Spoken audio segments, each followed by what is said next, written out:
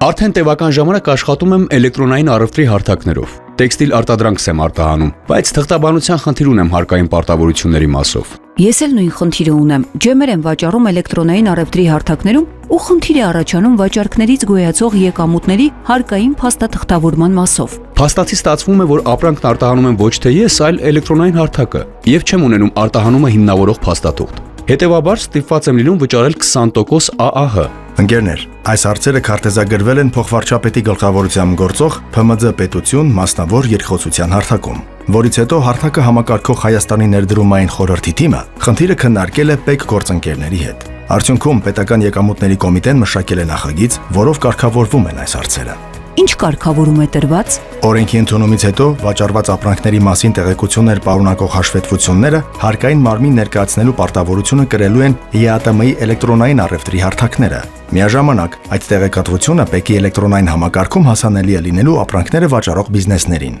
Այսինքն մենք այլևս ստիպված չենք լինի հավելյալ 20% ԱԱՀ վճարել եւ կկարողանանք ավելի մատչելի գներով ներկայացնել մեր ապրանքները տվյալ հարթակներում։ Այո, մի կողմից ավելի մրցակցային գին կառաջարկեք, մյուս կողմից հաշվետվություններ ներկայացնելու պարտավորությունը կկրեն համապատասխան էլեկտրոնային առևտրի հարթակները։ Շնորհակալություն նման կարևոր նախաձեռնության համար։ Վստահաբար, հարթակներով աշխատող հատկապես փոքր բիզնեսի համար սա բավականին մեծ բեռ կթեթևացնի։